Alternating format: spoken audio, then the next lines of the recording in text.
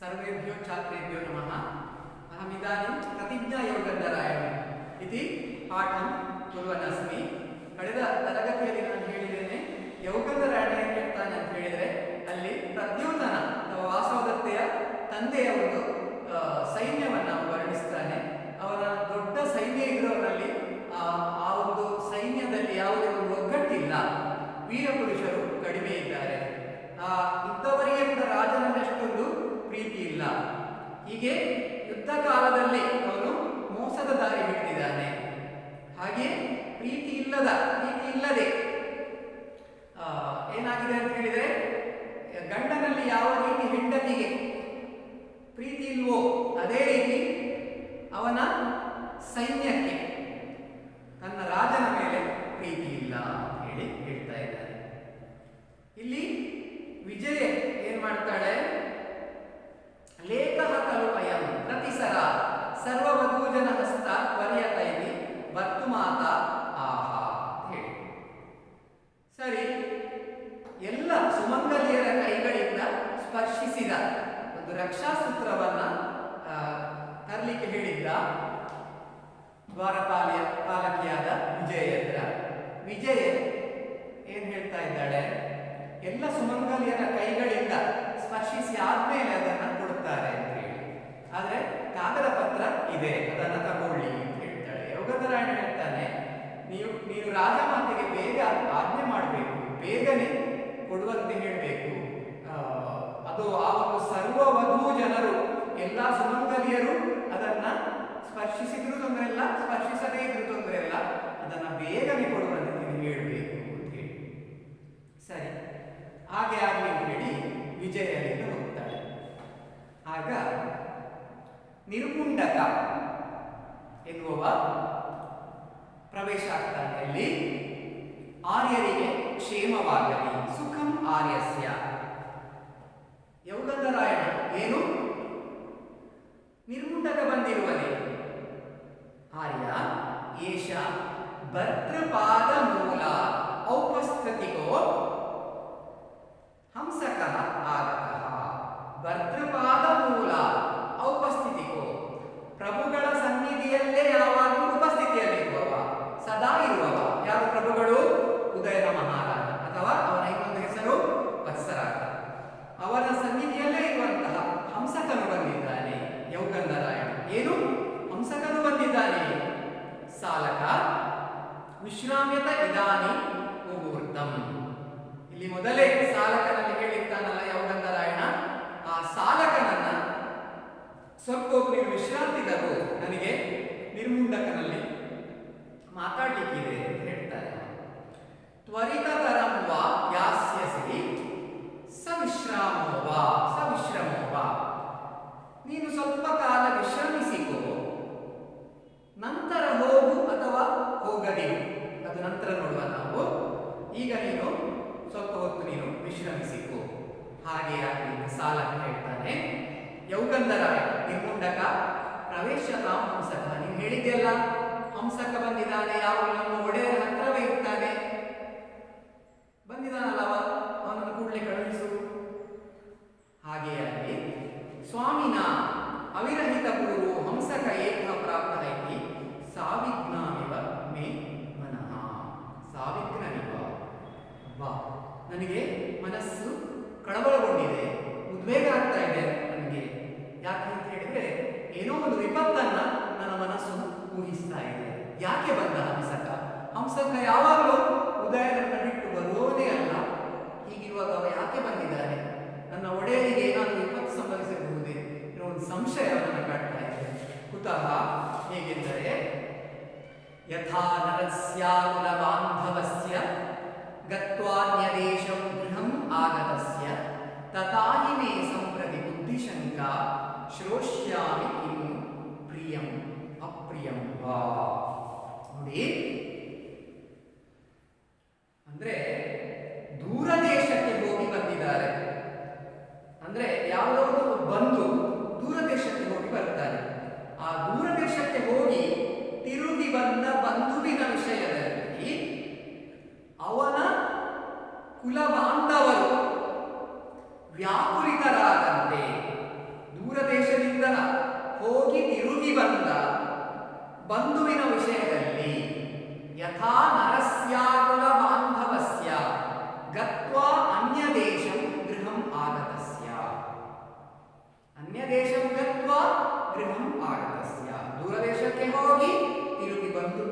ಬಂದ ಬಂಧುವಿನ ವಿಷಯದಲ್ಲಿ ಅವನ ಕುಲ ಬಾಂಧವರು ಆಕುಲರಾಗುವಂತೆ ಅಥವಾ ವ್ಯಾಪೃತರಾದಂತೆ ಇಂದು ನನ್ನ ಪರಿಸ್ಥಿತಿಯಾಗಿದೆ.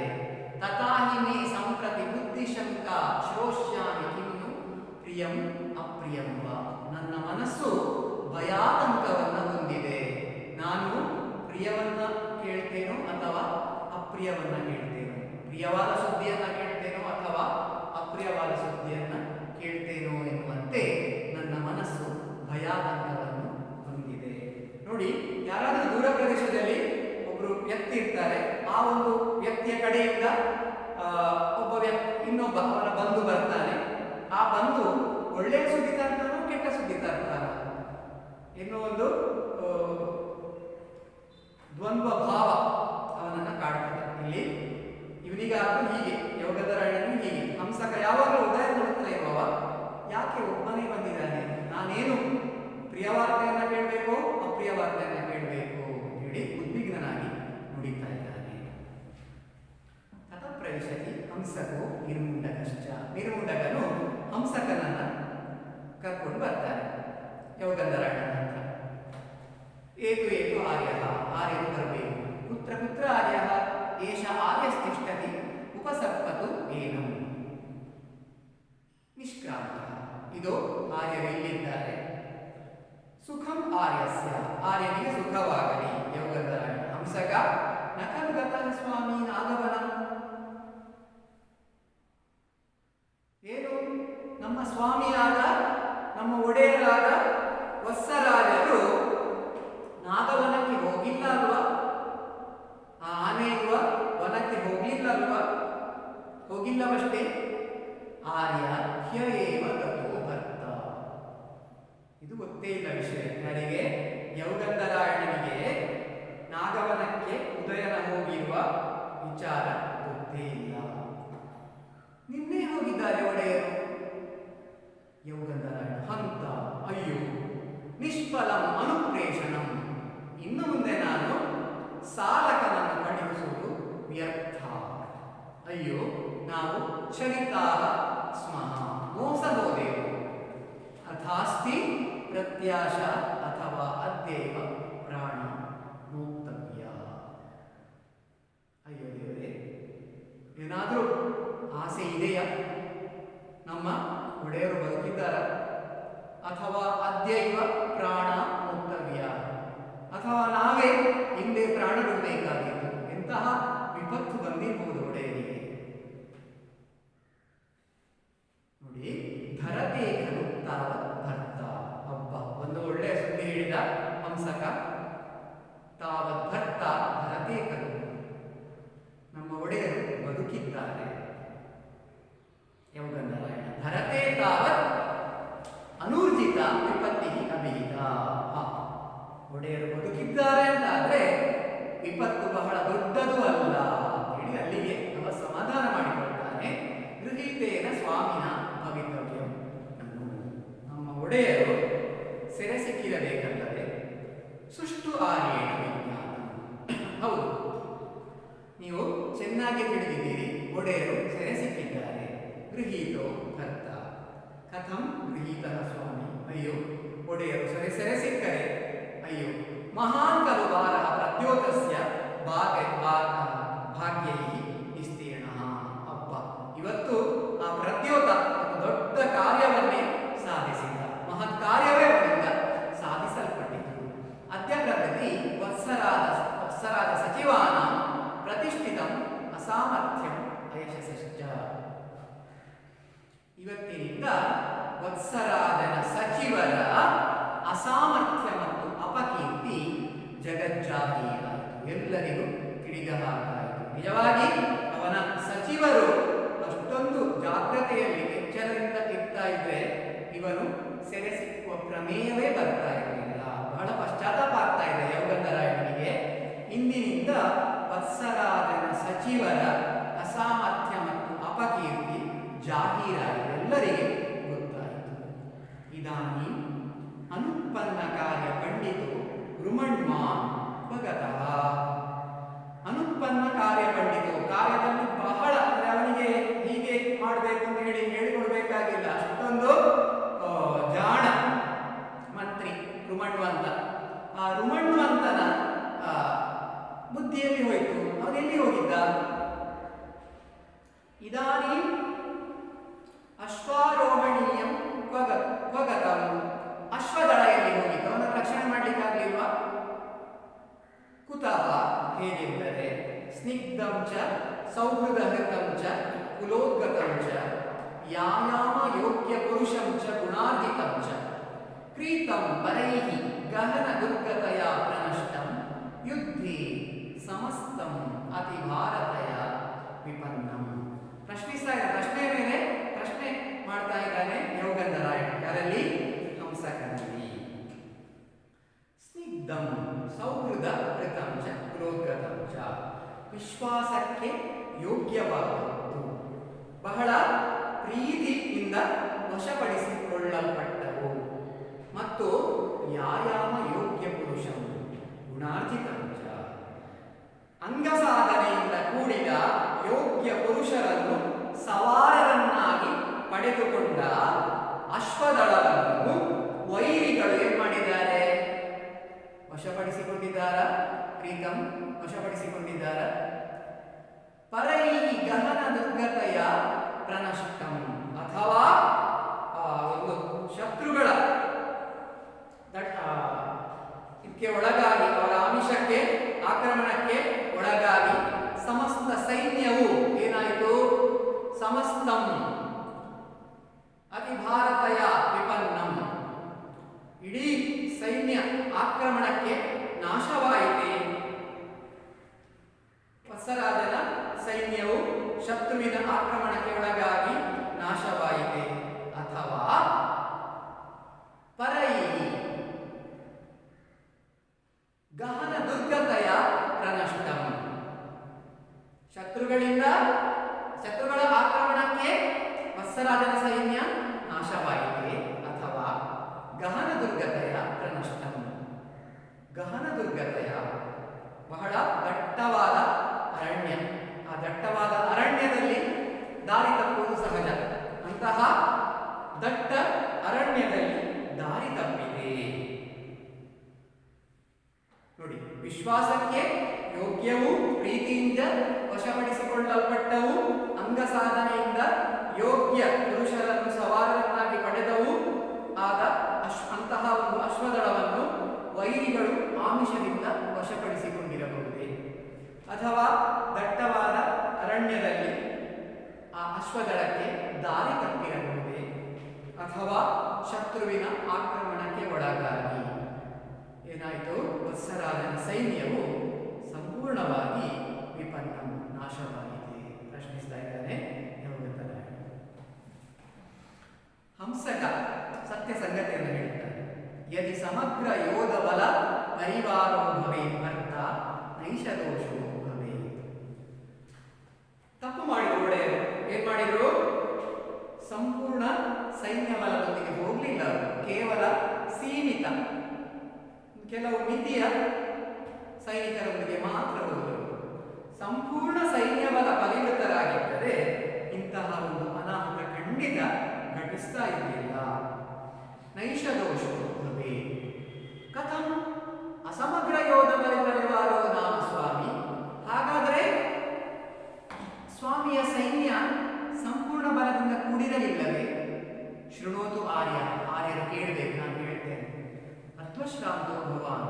ಯೋಗಂಧರಾಯ ಹೇಳ್ತಾನೆ, ನಿನಗೆ ದಾರಿಯಲ್ಲಿ ಬಂದು ತುಂಬಾ ಆಯಾಸ ಆಗಿದ್ದು, ನೀನು ಸ್ವಲ್ಪ ಕುಳಿತುಕು. ನಿಂತು ಯಾಕೆ ಮಾತಾಡ್ತೀಯ? ಕುಳಿತುಕು. ಹಾಗೆ ಕುಳಿತು ಮಾತಾಡ್ತಾನೆ. ಸಾವಶೇಷ ಪ್ರತ್ಯೂಷಾಯ ಪ್ರಜನ್ಯ ವಾಹನ ಸುಖಾಯ ವೇಲಾಯ ವಾಲುಕಾ ತೀರ್ಥೇನ ನದೀಂ ನರ್ಮದಾಂ ತೀರ್ತ್ವಾ ವೇಣುವನೆ ಕಲತ್ರಂ ಆವಾಸ್ಯ ಛತ್ರಮಾತ್ರ ಪರಿಚ್ಛದೇನ ಗಜಯೂಥ ವಿಮರ್ದಯೋಗೇನ ಬಲೇನ ಮಾರ್ಗಂ ಅದನ್ಯಾಗೀತ್ಯ ನಾಗವನ ಪ್ರಯಾತೋ ಭರ್ತ. ನೋಡಿ, ಇಲ್ಲಿ ಬಹಳ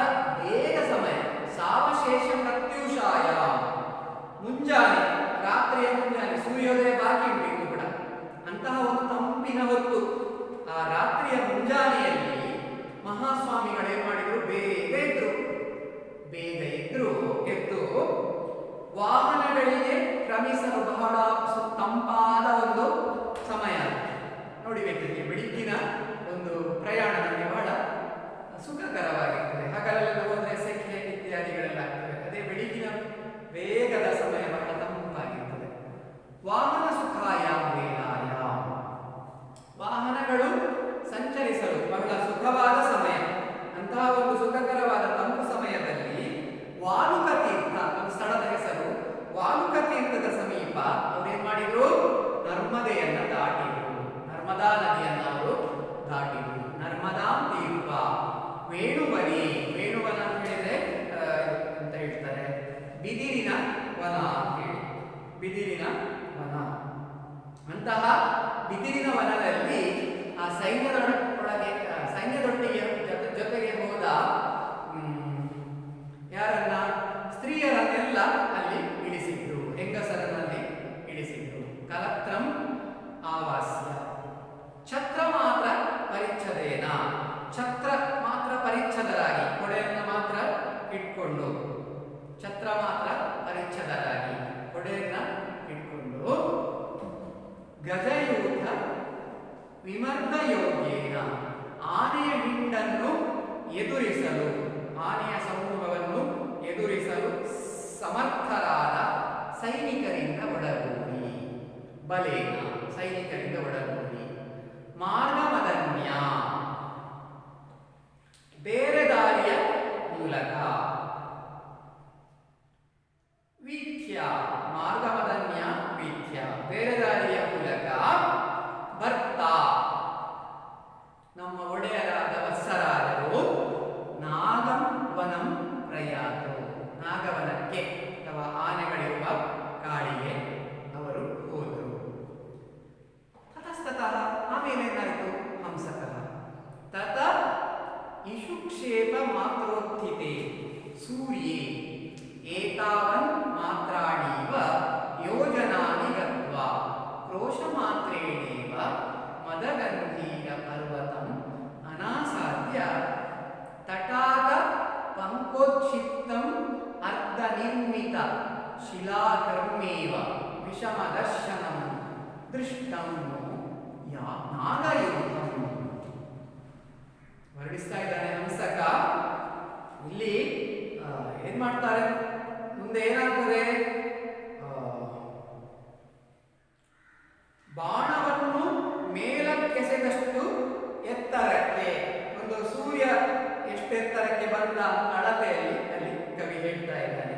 ಬಾಣವನ್ನು ಮೇಲೆಸೆದಷ್ಟು ಎತ್ತರಕ್ಕೆ ಅಲ್ಲಿ ಸೂರ್ಯ ಮೇಲೇರಿ ಬಂದಿದ್ದಾನೆ ಉದಯವಾಗಿ.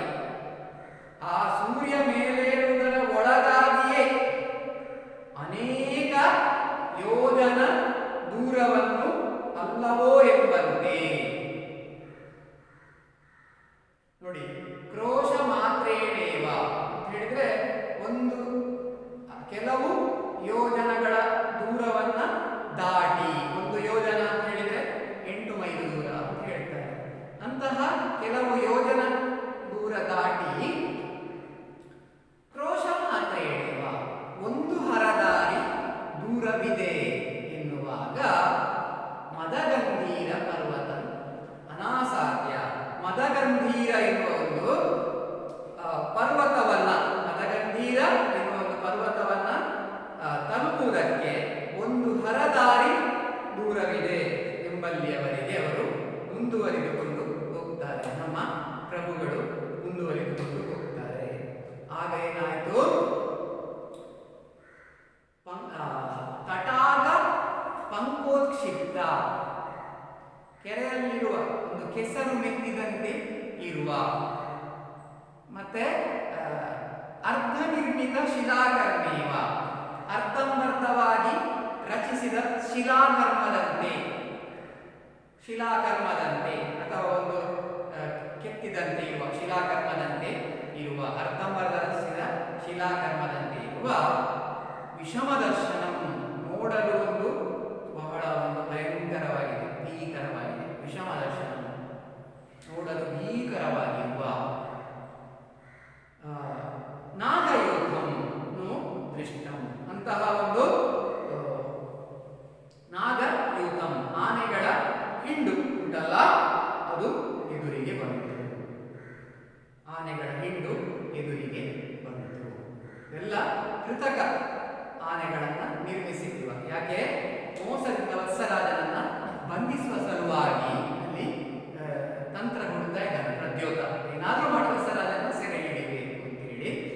ಅವನನ್ನ ಸೆರೆ ಹಿಡಿಯುವ ಉದ್ದೇಶದಿಂದ ಮೋಸದ ಒಂದು ಕೃತ್ರಿಮ ಆನೆಗಳನ್ನವ ರಚಿಸಿದ್ದಾನೆ ನಾಗಲಿ. ಮುಂದಿನ ಕಥಾಭಾಗವನ್ನು